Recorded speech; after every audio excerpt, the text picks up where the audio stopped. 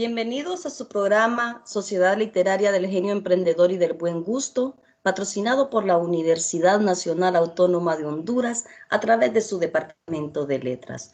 Nosotros somos Fanny Meléndez y su servidora Zoe Adriana. Hoy tenemos una invitada muy especial en este programa y me gustaría que Fanny la presentara. Muy buenas tardes, querido público de la Sociedad Literaria del Genio Emprendedor y del Buen Gusto. Estamos más que felices por tener el día de hoy a Elisette, nuestra amiga de letras, conocida popularmente como Elisa Logan. Pues disfrutemos de esta grata compañía. Bueno, en este programa, cada programa entrevistamos a un escritor hondureño para conocerlo en su vida personal, además de literaria.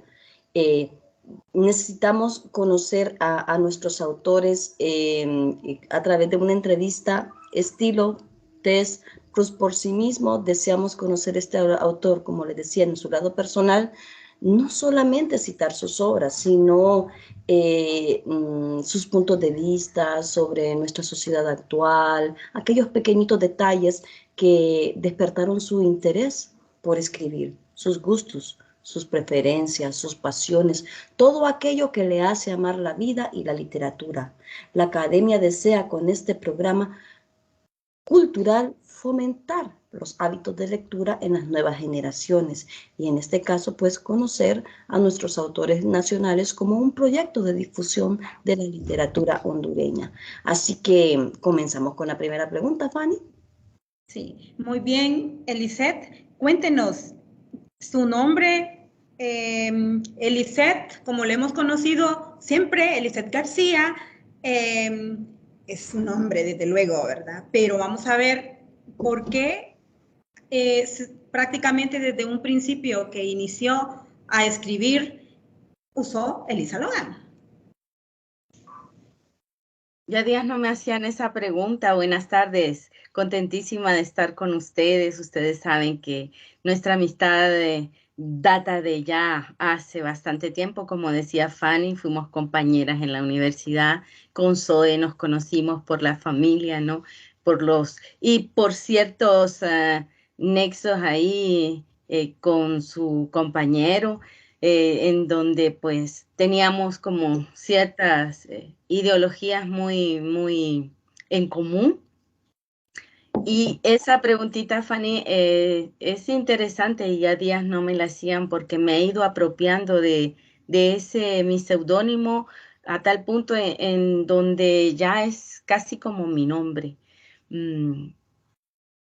Elisa se llamaba mi abuela. Y Elisa me dijeron siempre en mi casa, a propósito de lo que decía Zoe, ¿no? Cosas muy íntimas, muy personales. Y entonces, sí, en mi casa siempre fui Elisa. No me llamaban Elisette, sino que siempre era Elisa en recuerdo de mi abuela. Me marcaron con el nombre de mi abuela. Y fue hasta que estaba en la escuela cuando descubrí que yo no me llamaba Elisa, sino Elisette. ¿No? ¿Verdad? Pero me gusta porque siento que es más musical, Elisa. Y Logan, porque están ahí esos tres escritores. Me gustaría decir que me marcaron mujeres escritoras, pero la verdad es que yo entré a la literatura leyendo literatura masculina, ¿no? Lorca, García Márquez, Neruda, fueron como los que me llevaron por ese camino y me enamoraron de la literatura. De ahí ese famoso nombre. Además, tiene escondido mi apellido, porque es García Lorca, García Márquez. Solo Neruda es que se me escapó y no es García Neruda. Qué interesante conocer eso. Precisamente esta es una de las razones de este programa, porque yo no lo sabía y quizás muchos no lo saben. Entonces, qué bien, qué significativo nombre, Elisa. Para mí es música, para mis oídos Elisa. Otra anécdota es que mi familia siempre era Elisa. Y un día mi primo tampoco sabía y alguien Benito creo que fue. Oiga bien cómo estaba demarcado en mi familia mi nombre Elisa, que hasta que un día Benny le dice a un primo mío, que Benny fue compañero de nosotros en la universidad, Sí, fuimos compañeros. Elisette, entonces él se queda viéndome, Elisette, sí, Elisette se llama. Entonces yo te conozco por Elisa de toda mi vida, pero si te llamas Elisette ya no te voy a decir Elisa, te voy a decir Elisette. Y para mí eso fue de mucho disgusto porque le digo, yo soy Elisa para mis cercanos y Elisette para los que son distantes de mí. Entonces, cuando alguien me dice Elisette, me a mí gusta. también, y es muy interesante porque es súper exótico ese nombre. Me gusta. Díganme ustedes cuántas Elisette conocen. No, solo una. Fue que se equivocaron, le pusieron una E primero. No, mi madre lo hizo Son así bromas. y a propósito. A propósito, a veces me siento contenta porque digo, bueno, por lo menos ese nombre es original. Mi hija lo tiene y yo sí conocí a una Elisette. Es a una nada más a la que he conocido con mi nombre. Sí, porque existe Elizabeth, Lisette. Lisette. Todos los Ujú, derivados. ujú. Lisbeth, pero no Elisette. Sí, exacto. Muy original. Muy original. Ahora, eso me genera muchos problemas porque a la hora de escribir en mis diplomas, siempre me Ajá. escriben Elizabeth, Lisette, Lisbeth, y me toca quedarme con mis diplomas con otro nombre y les digo, van a decir que no son míos, sino que me los Ujú. robé, porque incluso en el de en uno de los de la pedagógica me habían escrito Elizabeth y tuve que corregirlo. Problemas legales le genera eso. Sí, sí. Ilegal. Sí. Elisa, bueno, yo siempre la he conocido por Elisa, ¿no? Después me descubrí que se llamaba Elisa. Elisa, por ahí siempre en las redes andan circulando biografías de los autores hondureños que en muchas ocasiones tienen fichas falsas. Entonces, por favor, ¿podrías aclararnos a nosotros dónde naciste? Y a veces uno se enamora de ciertos lugares que es donde no nació, ¿verdad? Entonces, ¿dónde naciste? Tu fecha correcta de nacimiento para que quede plasmado. Qué barbaridad soy. Preguntándome la edad de otra mujer, pero ¿qué significa esto? Bueno, ¿dónde Esto es naciste? una venganza, pero Día está y bien, en el con mes. mucho gusto, con mucho gusto. Yo nací en Tegucigalpa, soy de aquí, de Tegucigalpa, y nací en 1964, aunque no parezca. Día Sí, y no mes. parece. 11 de octubre, o sea que Perfecto. ya va a ser mi cumple. Tenemos que celebrar. 11 de octubre. Sí, es que muchas veces andan por ahí unas fichas que no corresponden en las redes y entonces mejor directo de la boca de Del nuestros autor. escritores, ¿verdad? Bueno, Vamos a Fanny. ver, No, vamos a ver. pero yo no he visto fichas en donde aparece mi edad, no he visto que sea otra, es esa. Ah, muy No he bien. visto ninguna que tenga fecha, pero es cierto, y ocurre eso, bueno, creo Ocurre que bastante. con Monterroso creo que ha ocurrido eso también, de que tiene eh, parece que son 1 o 2 años que tiene de más o de menos. Entonces, es interesante. Hay muchos escritores que tienen distintas fechas de nacimiento. Ahora ¿Cierto? ya Bien, queda. sí, ahora ya está plasmado. Vamos a ver, Eliseth, cuéntenos cómo supo que usted había nacido para escribir.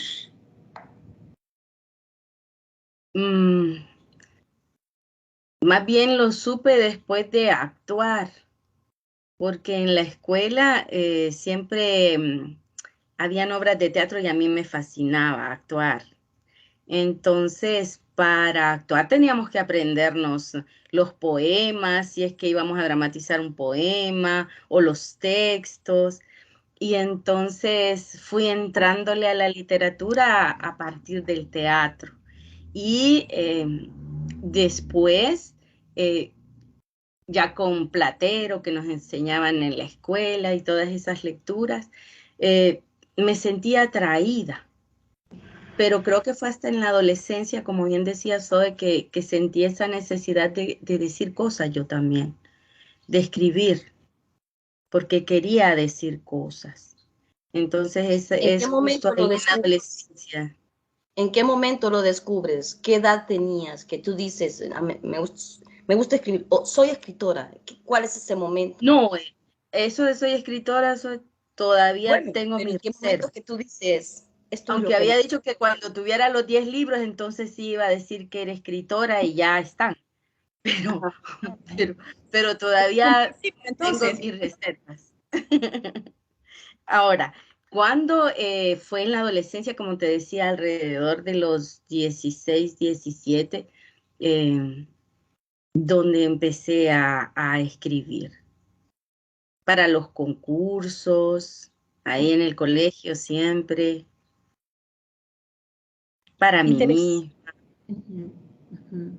Pero en relación con lo que decías, mm, sentía que me faltaba, o sea, estaba clara que aunque tuviera ese ímpetu, esa necesidad interna por escribir, por decir cosas, eh, no estaba del todo preparada, que me faltaba como la técnica, que me faltaban las herramientas para poder ir por el, valga la redundancia, por el buen camino de la literatura. Y es de ahí donde surge el deseo de entrar a estudiar la carrera de literatura, ¿no? Para poder tener esas herramientas. De ahí es donde, pues, como que me empodero más, como que siento que sí, que ya puedo lanzarme a eso. Y quienes ven mis escritos y me dan así como que el visto bueno fue el profesor Arturo Alvarado y el doctor, porque también es doctor Arturo Alvarado y el doctor Manuel Salinas Paguá. Vieron algo en mí y confiaron en mí, se los agradezco porque fíjate que ahorita que te estoy contando esto, viene a mi memoria que cuando estaba en el colegio tuve un maestro de español, mmm, lamentablemente no recuerdo su nombre, pero él cuando veía mis escritos en la clase de español, siempre me decía, usted tiene madera para escribir, usted tiene madera, pero no me lo tomaba en serio. ¿Qué te digo? Era segundo y tercer curso y él veía mis escritos y me motivaba. ¿Qué Pero colegio? perdón, ¿Qué colegio? en el Igueras, yo estudié en el Igueras. Y el doctor Manuel Salinas es el primero en publicarme un poema. ¿En alguna En, revista, en Eliseth? la tribuna, había en la revista literaria de la tribuna, había una página literaria, más bien una página literaria. Qué bien. Qué bien, Entonces eso Eliseth. me sirvió de motivación. Y luego vinieron otros compañeros también a motivarme y compañeras eh, que me han ido llevando por este camino de la literatura. Sí, muy bien. Qué interesante escuchar esos inicios, porque muchas veces nunca los olvidamos, desde luego, ¿verdad? Pero no lo sabemos cómo fue ese proceso No, inicial. hoy creo que lo comparto. Como ustedes dijeron que tenía que contarles lo más personal y lo más íntimo, entonces yo soy obediente. Genial, genial. Es precisamente por esto este espacio, para poder conocer esos secretos que normalmente no lo saben quienes nos leen. Bien, quiero saber, aparte de los tres autores que le dieron vida a Logan, que otros autores, o que libros de ellos, o bien otros autores, valga la redundancia, formaron a Elisa Logan y crearon pues la escritora que tenemos hoy frente a nosotros. Bien, mi querida Fanny. No he respondido a esa pregunta tan así como lo voy a hacer hoy, pero es porque quien me la está haciendo lo sabe. Son muchísimos los autores que pudieron influenciarme porque dentro de la carrera usted sabe que leíamos muchísimo. Entonces, fueron muchísimos los autores que después vinieron a ir enriqueciendo y que siguen enriqueciendo porque sigo leyendo. eh, esta faceta literaria de mi vida. O sea, usted recuerda que en literatura nos ponían a leer libros y libros y libros. Igual sabe que en las universidades uno tiene que leer muchísimo, ¿sí?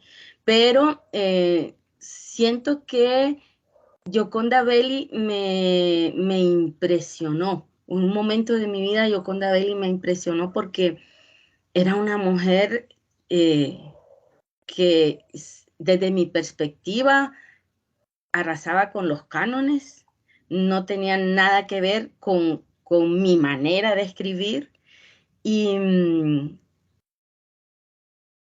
planteaba una realidad que me era ajena, la realidad de la revolución, la realidad del amor revolucionario, la realidad del combate, ¿no? Y era algo que sí yo ya lo venía trabajando, ya lo venía manejando, ya lo venía queriendo conocer, pero desde el punto de vista histórico, la revolución.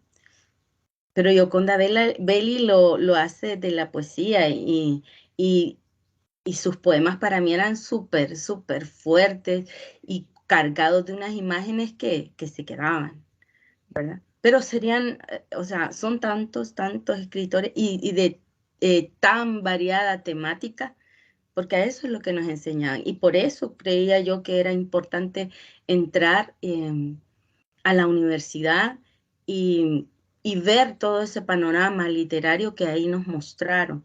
Sin embargo, yo voy a retomar las palabras y se las digo a mis alumnos, que un maestro nos dijo, o sea, aquí les estamos abriendo ventanitas, ventanitas para que ustedes vean y para que ustedes se interesen. Y en efecto, creo que eso es lo que hacían, porque aún con todos esos libros que leímos, no era nada para todo lo que hacía falta por leer y lo que sigue haciendo falta por leer. Benedetti. Benedetti fue otro que es interesante porque Benedetti estaba más bien como uno de los que no había que leer mucho en ese momento histórico en donde estuvimos en la universidad, pero yo decía, ¿cómo no? A mí me fascinaba la poesía de Benedetti, por esa frescura, por esa sencillez.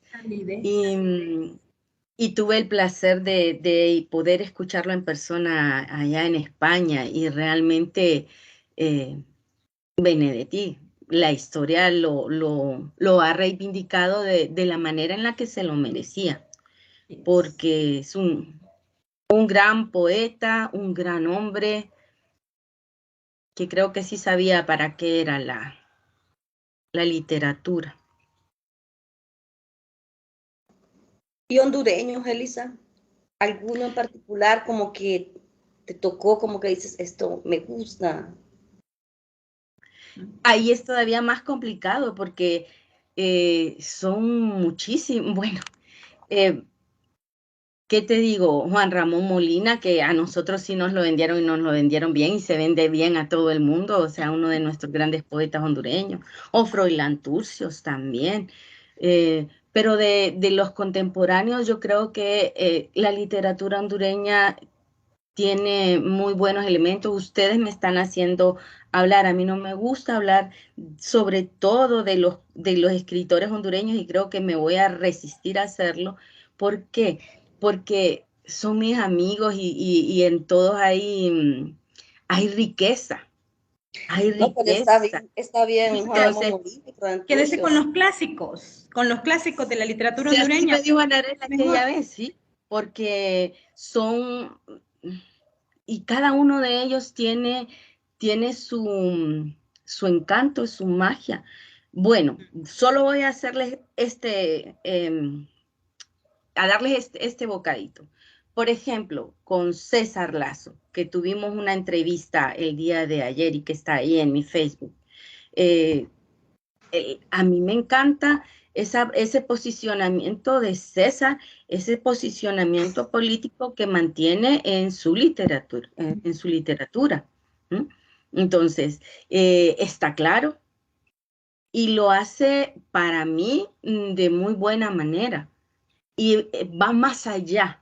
O sea, su literatura va más allá de lo que realmente nos muestra.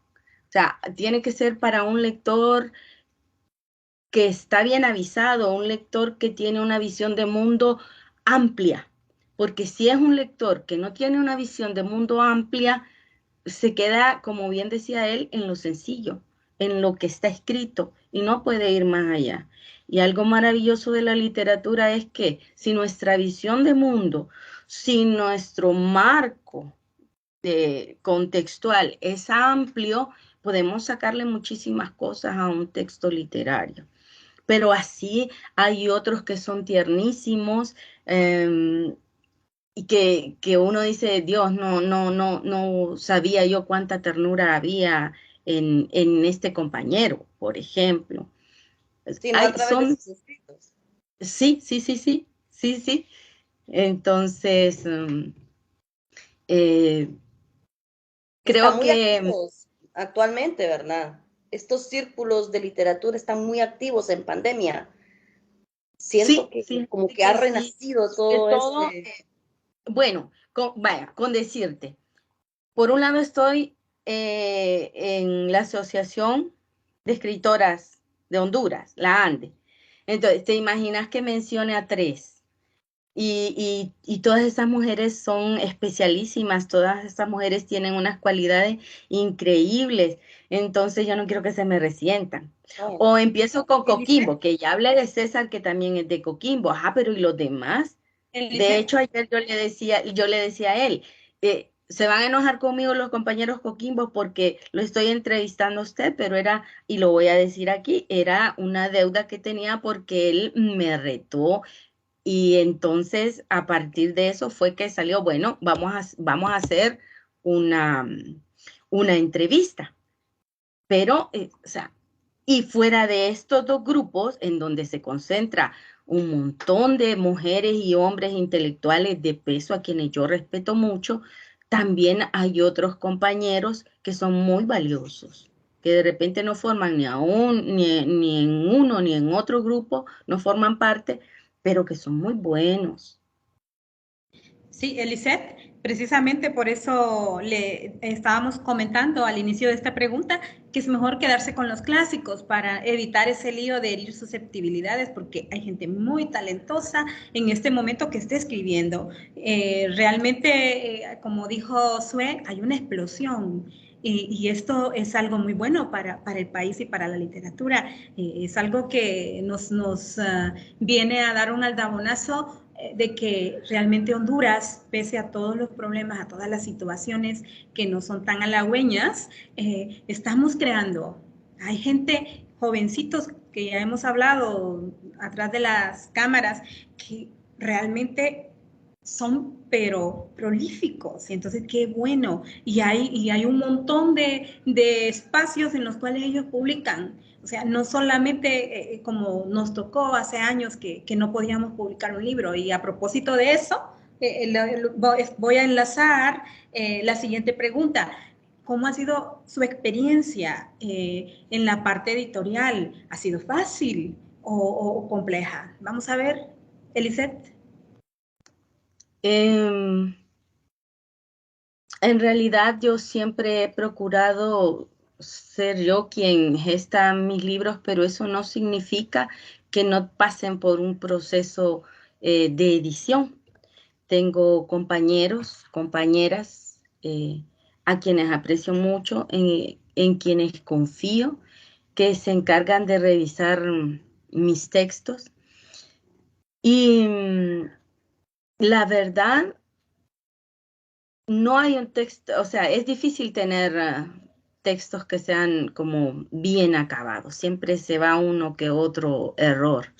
Pero sí tengo amigas, amigos, compañeros que me han ayudado en eso. Y yo he sido del criterio que eso de que otros publiquen o que otros decidan lo que yo quiero decir, no va conmigo. Yo digo lo que yo quiero decir. Pero ¿te has autofinanciado o cómo ha sido este proceso entonces? ¿O Sí, has tenido becas o has ganado concursos? Bueno, por supuesto que sí he ganado becas y, por ejemplo, la de España, la beca para España. eh, pero creo que me siento orgullosa porque han sido becas que me han costado. Incluso alguien una vez se sonreía porque yo dije eso y bueno, pero esa es otra historia. Para Alemania fue una beca que no era nada fácil y que entré a ella, yo creí que no me la iba a ganar porque ya tenía más de 37, 38 años, más. Y fue muy reñida y fuimos de la selección, 7 los escogidos. Después fue otra promoción, fueron 3 promociones las que fueron, nada más que ahí era en calidad de la educación. Después otra beca para Educación para la Paz y pues em, la ANDE, tengo el premio de la ANDE. em, el, el grupo cultural Coquimbo gestionó también un premio, pero era con otras organizaciones, creo. Eh, bueno, vos también supiste en la Universidad Unitec que obtuve una mención honorífica. Claro que sí, claro que ha habido. De hecho, son 24 años desde la publicación de mi primer libro, los que llevo en este campo de la literatura. Entonces, creo que en alguna medida pueden decir quién es Elisa Logan Pero, y qué ha pero hecho Elisa Logan. te publicaron ellos tus obras, porque relacionamos la editorial con la parte editorial con la publicación. Entonces, ellos te los publicaron, se las No, publicaron, que Eliseth. son organizaciones. O sea, la ANDE, bueno, sí publica y sí me ha publicado, claro, en las distintas antologías. Igual Coquimbo, sí me han publicado. O sea que no Y ha en la sido un proceso universidad, obvio, complejo. ese es el primer, perdón. No ha sido un proceso complejo esta parte de edición, publicación, sino que ha sido muy factible para Elisa Logan. No, Fanny. A ver, no es que es muy factible. Yo creo que en Honduras no es factible para los escritores publicar. Bueno, eso es lo que yo puedo decir. No es que es factible, ¿ya? Para nada. Lo que te quiero decir es, me preguntaba o me preguntó ¿te han dado premios?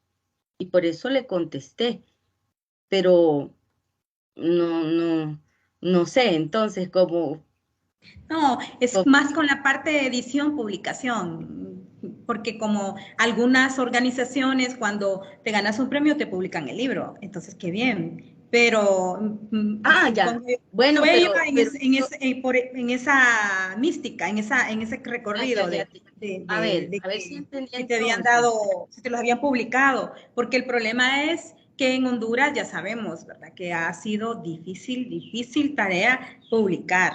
Entonces, precisamente la parte de esta edición, publicación, no es fácil para casi la mayoría de los escritores. Entonces, ¿cómo ha sido tu experiencia al respecto?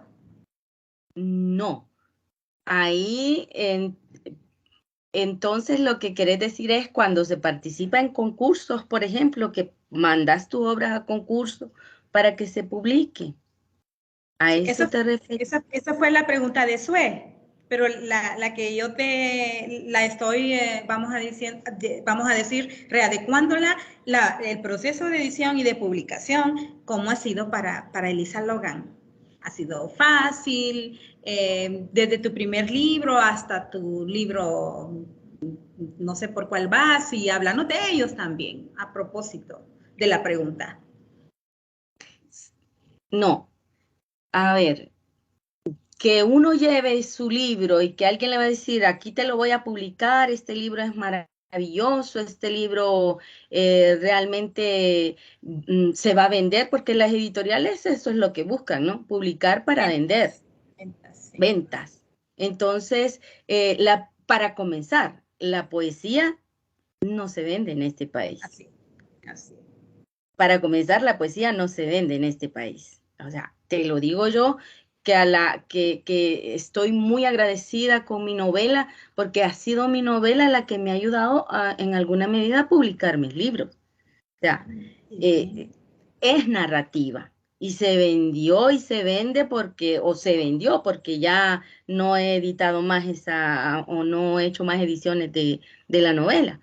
Se vendió y era la que me ayudaba a seguir con ese proceso. Porque no, ninguna. O sea, y desde el principio te dije, soy yo la que, porque esa pregunta sí la hizo Zoe también, la que ha gestionado mis publicaciones, porque soy yo la que quiere decir y la que dice, y es esa, bueno, solo en una ocasión, por petición de alguien, de un amigo, mandé mi último libro, Mujer de Sal y Arena, a concurso. Y no fue seleccionado, y creo que la selección que hicieron estuvo bien, pero igual lo publiqué. Y estas nuevas voces que están saliendo, estas nuevas generaciones, ¿qué le podríamos decir que quieren publicar, que se quieren dar a conocer? ¿Cómo podrán hacer? ¿Qué puertas podrán tocar?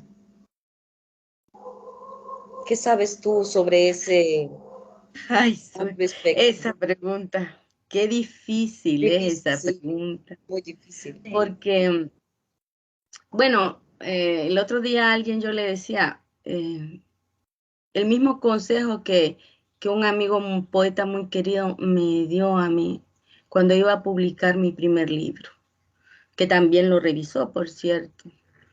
Y me decía, mire, Elisa, en este mundo literario hondureño, usted va a encontrar detractores y personas que valoren su obra. Y la mayoría van a ser detractores.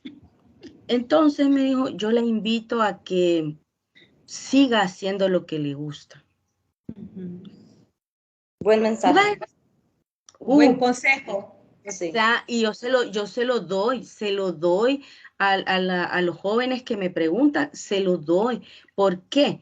Porque en efecto, publicado el primer libro y empezaron las detracciones, cosas tremendas y también las experiencias bonitas, en donde llegaban y me decían, qué hermoso poema, ese poema me hizo sentir aquí, me hizo sentir allá, y llegaban a buscarme por un poema. Entonces, para mí era como súper interesantísimo y súper agradable. ¿Por qué? Porque, tal como me lo había dicho mi amigo, hubo quienes detractaron, pero también hubo quienes se identificaron y se Lo valoraron. encontraron en mi poesía, y se encontraron en mi poesía. Y entonces decía yo, bueno, con que haya personas que se encuentren en esos poemas para mí es suficiente. Entonces, con eso trataba de no pensar tanto en esas otras voces detractoras. Entonces, ese sería un consejo, número 1. Número 2, de la literatura no se vive. No se vive de la literatura. Ok. Hay Bueno, que ser, ¿qué te digo? Habrá quienes dicen o quienes digan, sí, yo he vendido tantas ediciones de mis libros o yo he vendido, bueno, habría que ver cómo fue que se vendieron, porque sabemos que aquí en Honduras casi no se lee. Y antes en la universidad pues se les pedían libros para que leyeran, pero después, y en los colegios, pero después porque algunos se aprovechaban o algunas se aprovechaban, se eliminó eso, pero para mí fue un error, porque ahora se lee menos que en aquel entonces. Entonces no sé y para qué gastan o en qué gastan el dinero que pudieron o que gastaban en esos libros, pues en recargas. Sí. Entonces, y ni siquiera en recargas para recibir las clases, sino que para otros usos que a veces no son tan productivos. De la Eliseth, literatura, no, yo no le reconozco, es como el teatro,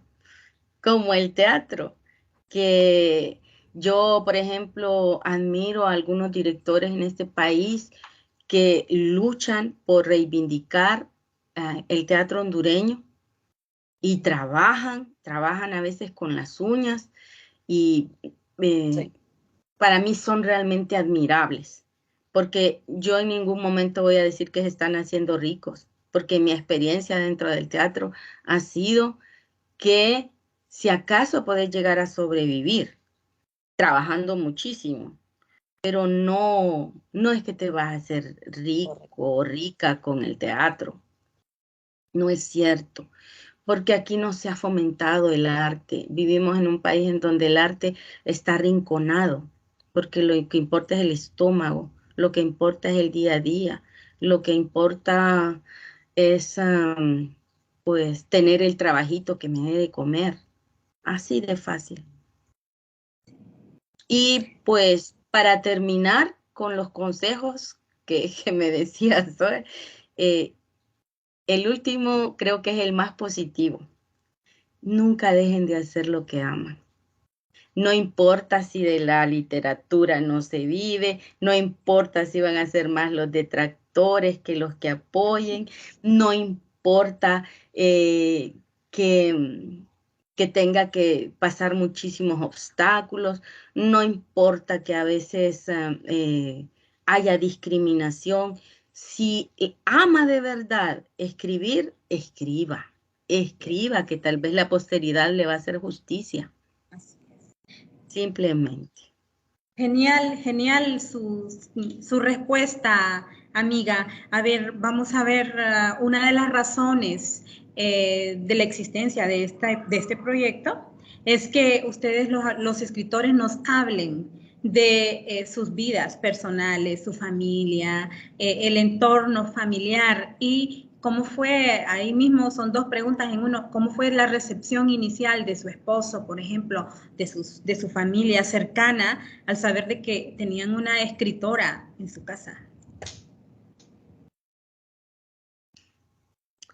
Pues se sienten orgullosos. Yo creo que, bueno, no puedo imaginar a alguien que no se sienta orgulloso de los logros de sus seres queridos, pero puede haber, ¿no? Eh, Se sienten orgullosos. Y mi esposo es un ser muy especial porque siempre me han dado acompañando a pesar de que ama la literatura, porque él es un gran lector, él lee, pero eh, no es de los que andan metidos en ese mundo de la literatura, de los artistas. Sin embargo, siempre me ha apoyado y lo pueden decir mis amigos, lo pueden decir lo puede decir Isidro, que pues es con quien más he trabajado. Entonces, esas personas que me han acompañado, bueno, de hecho, cuando conocen a mi esposo, terminan siendo más amigos de mi esposo que de mí. Entonces le digo yo, ¿por qué me robas a mis amigos? Porque él es una persona muy tranquila, muy noble, muy, no sé, apaciguado. Por ejemplo, Edilberto. Edilberto, quien conoce a Edilberto sabe que Edilberto casi no habla. Edilberto es una persona bastante callada. Díganme ustedes, a ver, soy que supongo que sí conoce a Edilberto y lo conoce bien, sí o no, que casi no habla Edilberto. Sí, hay que ir a un pero escribe, pero escribe. Habla de No, otra manera. a lo que voy, Fanny, es por supuesto que escribe. A lo que voy es que este hombre que casi no habla, le coloco ahí a mi esposo y parecen dos loritos. Platican y platican. Y es una amistad muy bonita la que a mí me gusta verlos a ellos dos porque son, dentro de su mundo son unos buenos amigos que se entienden muy, muy bien. Y son Igual, parlanchines. sí, algo que es extraño en Edilberto, pero con mi esposo conversa. Qué bien. Así es que no, yo siempre me he sentido apoyada por él. Yo creo que si no hubiera tenido el esposo que tengo, no hubiera logrado, modestia aparte, todo lo que he logrado, porque él me ha dado la libertad de, es más, a veces a la familia no le parecía mucho porque en teatro, por ejemplo, hay que viajar. Uno se va de gira y se está 3, 4, 5 días en la gira y en esos momentos pues a él le tocaba quedarse y quedarse a veces con los niños también. Y él solo me decía, ya, hicimos una obra, bueno, Isidro montó una obra llamada Más vale prevenir, después del Mish. Y ahí andábamos nosotros por todos esos pueblos haciendo la obra y yo era una gallinita, Magda Alvarado era mi mamá gallina, Henry Ortiz era mi papagayo y habían otros personajes por ahí. Pero lo chistoso es que éramos 3 pollos, ¿verdad? Era mi familia. Entonces cuando ya nos íbamos, mi esposo me decía, ¿y ya te vas con los pollos? Éramos los pollos, porque nos disfrazábamos de pollo. ¿Y ahora para dónde vas con los pollos? Así, o sea, un hombre que Gran cuando me apoyo. tocó irme a Alemania, le dije, bueno, eh, me gané la beca. Ya me voy. Adiós, adiós. No, no, para España dije, me voy, pero ya para Alemania no, porque eh, quieras o no, uno le hace falta a los hijos. Y entonces dije yo, mejor les pregunto. Y pues gané 2-1. Si no me hubiera tocado quedarme y no ir a Alemania, pero eh, gané 2-1 y me fui. Él fue uno de los que dijo andate. Mi esposo me dijo andate. Entonces, experiencias maravillosas, realmente las que me ha tocado vivir y aún sigue acompañándome. Cuando me toca ir a algún evento o, o estar aquí en algún evento, él siempre me está apoyando con la tecnología, con lo que sea. No, yo no podría quejarme de él. Sería una ingrata si lo hiciera. Qué bueno, qué bueno. Y que conste que soy feminista, pero con un hombre así no es un santo, no es perfecto, tiene sus defectos, pero yo también soy imperfecta. Así es que, Ninguno somos perfectos. así Y el es. feminismo no excluye. No, para nada. O sea, lo que uno busca es justo eso que yo tengo, justo lo que tengo. Igualdad, respeto. Equidad, sí. Así Así es. es. Entonces, ¿Pan? lo tengo. Si cuando me fui para España, les cuento a mis estudiantes que me encuentro con como éramos de distintos países, me encuentro con yo no recuerdo, era un país europeo, y me dice, ¿y te dejó venir tu esposo?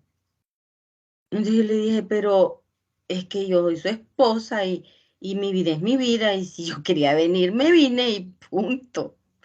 O sea, no está de mi cabeza que si él me decía, bueno, es que no sé, nunca me lo planteé, no te vas, por ejemplo, no me lo planteé. Y él tampoco, no, en ningún momento, ni siquiera lo sugirió, no te vas. Me voy y me fui. Entonces, eh, eso es hermoso. No sé si de repente ese hombre me hubiera dicho, no te vas, ¿Qué le no hubiera sé. pasado? Sí, no sé. Que me hubiese querido cortar las alas, pero No no. estuvieran, de hecho, no estuvieran juntos. Qué bueno que ese apoyo hermoso de un esposo como el suyo, Eliseth, porque realmente eso es lo que ha hecho que la familia esté junta. Es realmente una situación buenísima, buenísima porque Sí, qué bueno, pues yo conozco a su esposo y sé que él es un la hombre confianza, ¿verdad? muy, muy tranquilo, muy callado y la apoya en todo y qué más puede pedirle a la vida. Entonces, qué bien, Eliseth. Y ya para finalizar, podría decirnos, bueno, a nosotros y también a los muchachos y a todo el público que nos escucha, vamos a ver un consejo final o bien algo que usted libremente quiere expresar.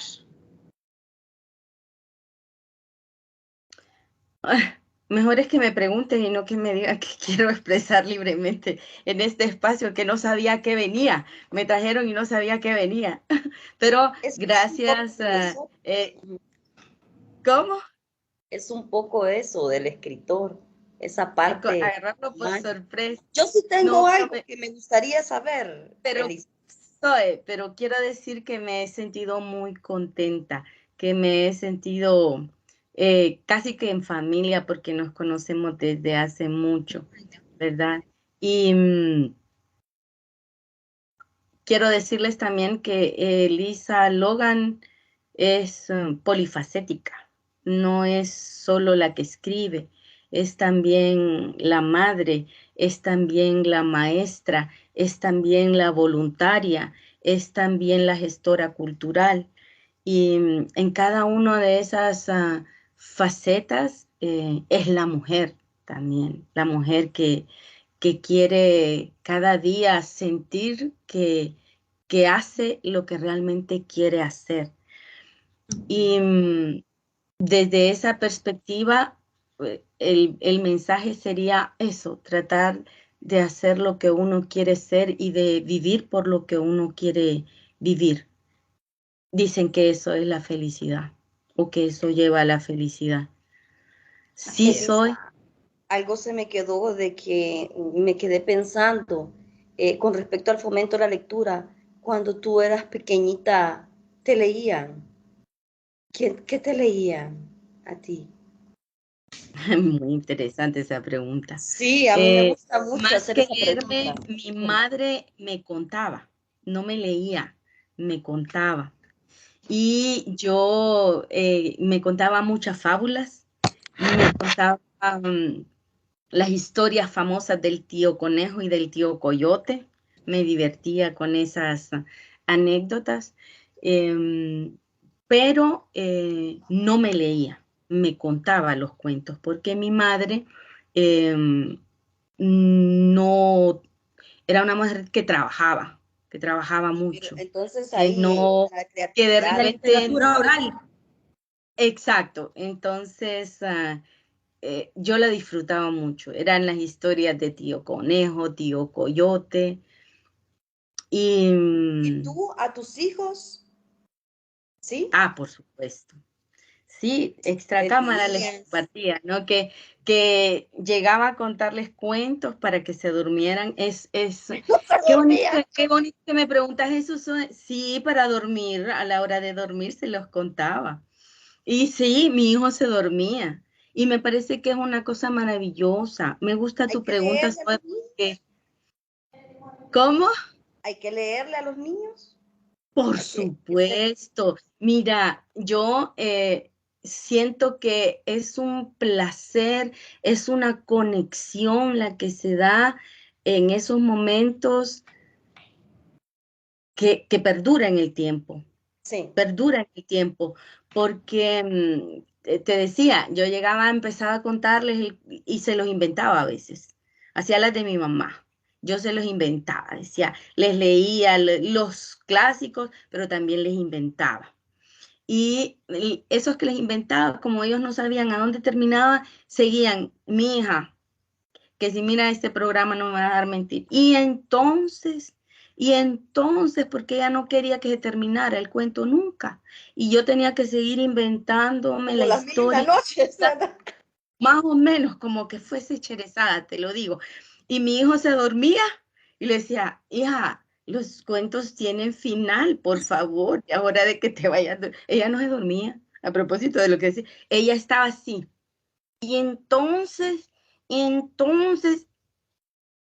hasta que le decía, no, ya hoy sí es hora de La dormir. creatividad iba a 1000 por segundo.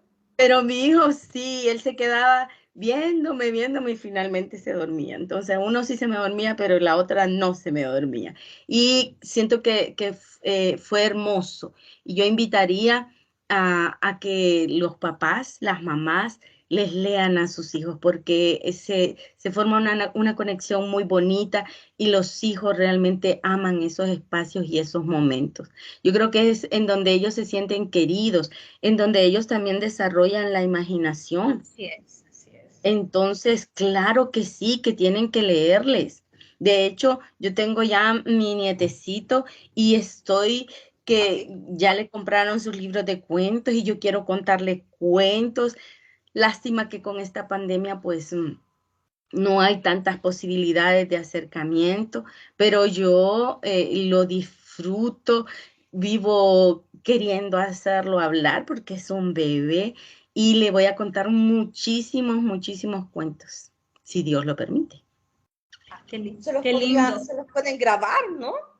Se les pueden grabar Sí, no, para que de les hecho, guste más a así ellos. es, Esos niños así virtuales es. nacieron en la virtualidad. Buena idea, Soy, pero también ya tenía la idea de dejar, y esta virtualidad ha servido para eso, dejar un poco el recuento o la historia de su abuela, que la pueda ver, que pueda conocer qué hacía su abuela, quién era su abuela.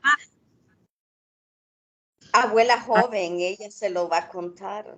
Esta pandemia va a acabar y la abuela se lo va a contar.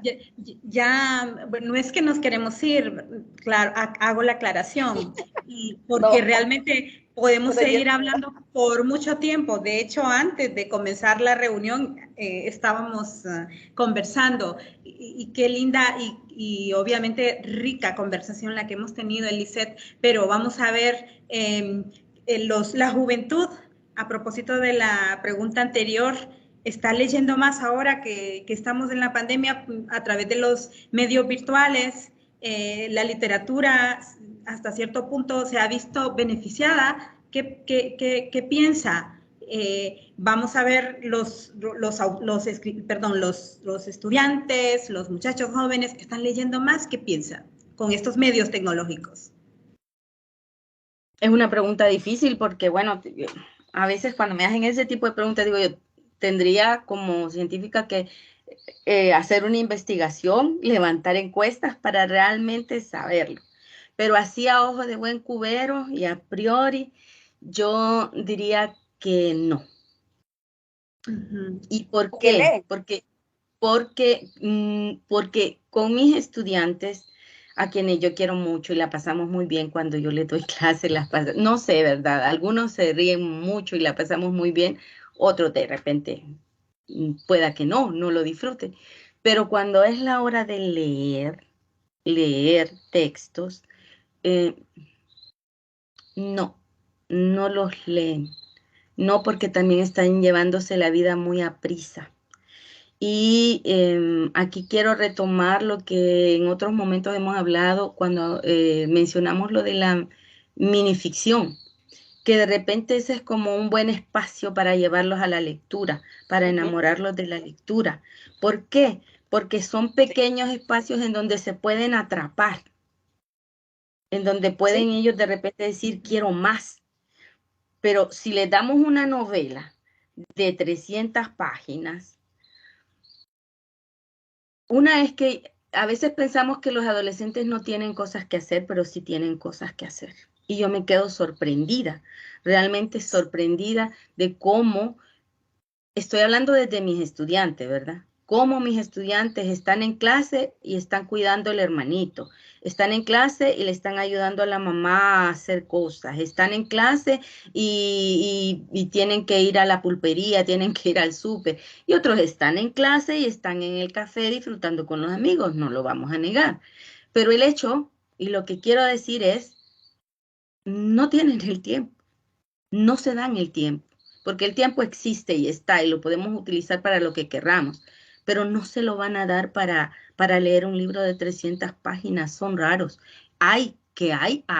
Yo conozco muchos también que están en círculos de lectura y me encanta y me parece fabuloso.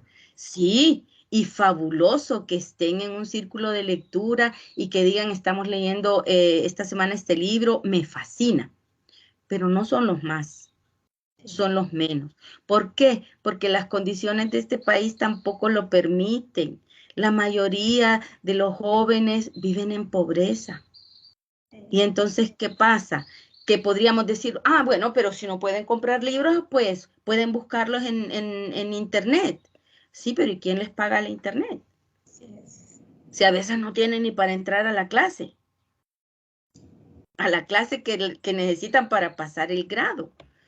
Entonces, y no es que me esté contradiciendo con lo que dije al principio, que gastan lo que usaban en el libro en lo de las recargas, porque lo utilizan pero para el Facebook, lo utilizan para estarse comunicando con sus amigos, lo utilizan para estarse enviando videos o para estar haciendo TikTok. Entonces, es así, es así. Entonces, vuelvo y repito, para ser honesta, al responder esta pregunta, necesitaría hacer una investigación. Pero desde mi experiencia, eso es lo que yo he visto. O sea, los jóvenes no tienen la posibilidad ahora de estar yendo a las bibliotecas. Y de repente había quienes iban a las bibliotecas a disfrutar libros, ¿sí? Como yo también lo hice en su momento. Pero ya no por la pandemia. Están en su casa y como les digo, a veces creemos que los jóvenes se la están pasando bien en esta época de pandemia, pero la verdad, los que yo veo, no, les toca trabajar. Y no podemos olvidar que el desempleo aumentó, que muchos jóvenes están ayudándole a sus padres para poder salir adelante. Y no podemos desconectar esta situación, esta realidad y pensar solo en la lectura como algo que puede darse simplemente. Necesita de contextos, necesita de situaciones y de condiciones sobre todo. Entonces,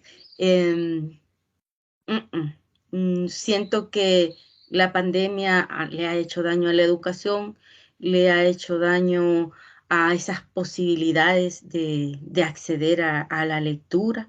Por eso me gustó mucho el proyecto y consensuamos que el baile del dinosaurio fuera gratuito, ¿sí? Ajá. Para que los jóvenes puedan bajarlo y son textos pequeños que pueden leer, que pueden... es que la literatura es maravillosa porque hasta nos saca de la realidad. Hay gente que no sabe qué es el baile del dinosaurio, Elisa. Así, ¿verdad? Yo hablo de cómo todo el mundo lo sabe. Es una antología de minificción hondureña, en donde pues aparecen muchos autores que están escribiendo minificción en el país. Son historias breves. Ahora, Es la tercera antología y es un Así hito. sí, Es un hito dentro de es la la tercera. literatura hondureña. Sí, sí, porque después de muchísimos años vuelve. Y te contaré que se nos quedaron varios minificcionistas fuera, lamentablemente. Entonces, tal vez en una próxima edición se puedan integrar. Unos porque no quisieron, otros porque no leyeron la convocatoria, otros porque, pues, no estuvieron sí, a interesados. veces no se enteran de que está la convocatoria. Pero es Bueno, es una selección muy buena, muy sí. buena. Que hay autores de peso ahí. Es que nuestros jóvenes, ¿será que ya no son de papel? Ahora, ¿será que leen en otros en formatos virtuales o publican también en formatos virtuales? No, ¿Cómo lo claro. ves? Eso sí, y es lo que estábamos diciendo, era lo que decía Fanny. Claro que sí, hemos entrado todos a la virtualidad y estamos trabajando desde la virtualidad. Y está la disputa y la discusión sobre qué va a prevalecer, si el formato electrónico o el formato en físico, porque se está como avisorando que vamos a pasar a los formatos electrónicos. A mí me preocupa porque no podemos negar que la pantalla sí afecta. Yo siento que afecta más a nuestros ojos que el papel, pero Lo hace. estamos entrando ahí. Entonces, Mm, claro que sí. Y Y, eso es, y las comunidades más alejadas que no tienen acceso a Internet y a las redes, entonces se van quedando rezagados estos nuevas generaciones. Hay que llegar a ellas, ¿no? así es. O la población que no tiene, que sus padres perdieron el empleo o ellos mismos, prácticamente no tienen cómo comprar red, cómo comprar las recargas de la red. Entonces realmente es un problema porque no hay cómo esta población lea a la gente del país que escribe y tampoco, y peor en otras partes del mundo. Entonces, que lean ni lo nuestro ni lo de afuera. Entonces, realmente es algo que se avisora, pues no muy halagüeño. Sin embargo, pues también hay una contraparte. Hay mucha gente que se está asociando, están haciendo, vamos a decir, grupos de congresos, grupos de lectura, o sea, hay pro y contras, ¿verdad? Así Entonces, es. Definitivamente, realmente como en todo, sí. Fanny, como en todo, ¿por qué? Porque justo eso iba a decir antes. Esta pandemia ha servido para que nos unamos escritores del Sí. porque hay grupos en donde tenemos escritores de África, de España. Se acortaron esas distancias, Ana. Así es. Estamos formando grupos de escritores de América Latina y están todos ahí, como decía Fanny, vamos a hacer un congreso, vamos a hacer una lectura, vamos a hacer concursos, ¿ya? El, eh, eh, el riesgo está en que, bueno, nos estamos uniendo los escritores y estamos discutiendo, pero ¿qué pasa con esas personas de las que hablaba Fanny? ¿Cómo llegar a estas personas de las comunidades más alejadas? ¿Cómo? Volvemos a lo mismo. Siempre los que han sido afectados, los desfavorecidos, perdón, siguen siendo los desfavorecidos, los que van a terminar siendo afectados. ¿No? Es así. Pero sí, ha sido como un boom, a donde algunos ya nos estamos sintiendo cansados porque estamos que en un encuentro por aquí, un encuentro por allá, con lo del bicentenario, en un montón de reuniones, pero Pero realmente, ¿quiénes? Esa en es la medio de gran... todo esto, esto que se avisora tan mal, hay cosas buenas. Siempre hay Claro. gente que se dedica a proyectos que toman en cuenta la marginalidad. En la literatura nos ha pasado, por ejemplo, Helen Umaña sacó un libro de toda Centroamérica, se hizo este texto precisamente antológico sobre la literatura de mujeres centroamericanas que han sido marginadas. Entonces siempre hay vamos a decir, proyectos y personas que se interesan con una gran pasión por realmente rescatar eso que no se avisora, repito, ¿verdad? De una manera, pues, buena, halagüeña. Siempre hay algo, ¿verdad? Que viene al rescate, por decirlo de alguna manera. Claro que sí. Bueno, yo estoy muy contenta porque se hizo esta antología a iniciativa de Xiomara Cacho de poesía bilingüe, ¿m? Garífuna español, y eso para mí es maravilloso. ¿Por qué? Porque es el encuentro de dos lenguas y es el encuentro de dos culturas.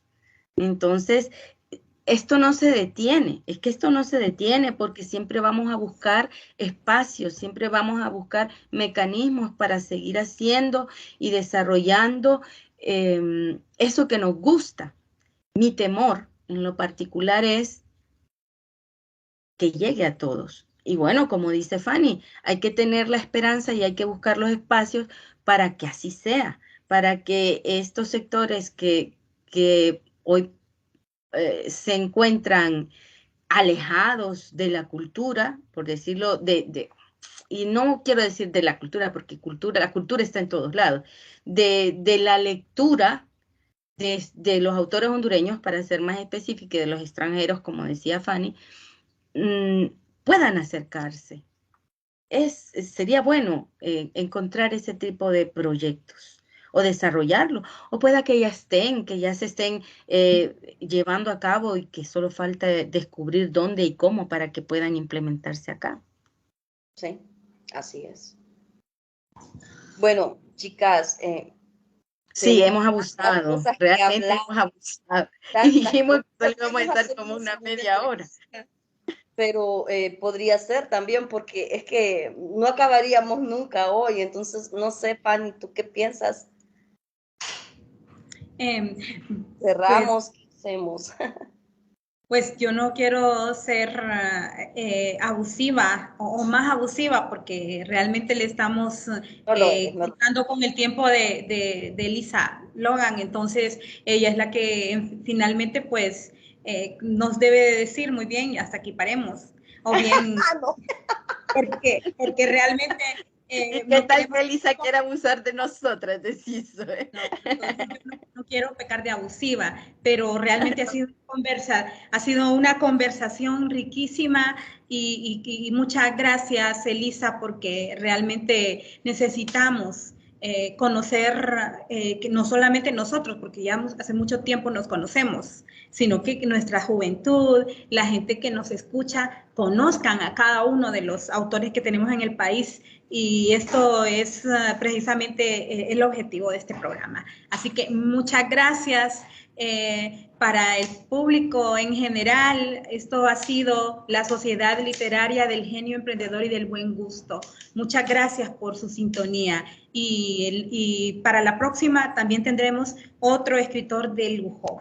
Así que gracias por su compañía. Buenas tardes.